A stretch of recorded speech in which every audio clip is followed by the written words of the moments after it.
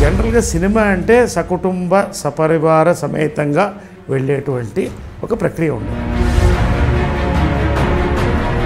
నేను ఎప్పుడు ఈ హీరో అనేది టెంపరీ టర్మ్. హీరో అంటే కేవలం 4 ఫైట్లు 6 సాంగ్ల మీద ఎప్పుడు నాకు పెద్ద మోజు లేదు.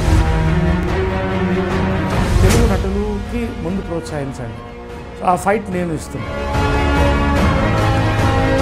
ఏది పెద్ద సినిమా ఏది చిన్న సినిమా నేను ఎప్పుడు నమ్మను. ఏది ఆడితే అదే పెద్ద సినిమా. మన 3 సినిమాలు బాగా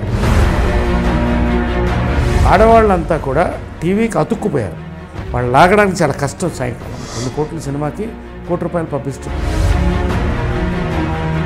ఒక సినిమాని కించపరచడం, హీరోని కించపరచడం వరకు వస్తే ఫ్యాన్స్ కూడా వార్నింగ్ ఇస్తున్నారు. తప్పు జరిగినప్పుడు దాన్ని పిచ్చ ఖండిస్తాను. నేను ఎవరిని లెక్క చేయను.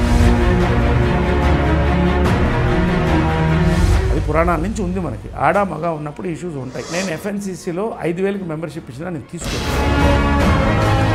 Vikram one of the treasures of Telugu industry. ఆ 7 ఏళ్ళు 8 ఏళ్ళు నేను ఏదైతే బీజేపీలో పనిచేశాను, అన్ని పదవులు పనిచేశాను. ఒక్క ఆంధ్ర రాష్ట్రంలో నేను ఎందుకు ఎదగలేదు అనే క్వశ్చన్ మార్క్ ఇస్తే నా జీవితం అనంత జిల్లాకి రాయలసీమకి అంకితం అని చెప్పాను.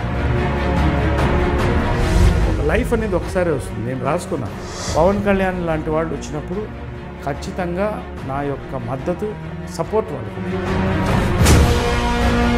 ఎప్పటికైనా అనంత జిల్లాలో నా ఆఖరి శ్వాస సమాధి హిందూపురంలో ఉండాలని రాసుకున్నాను.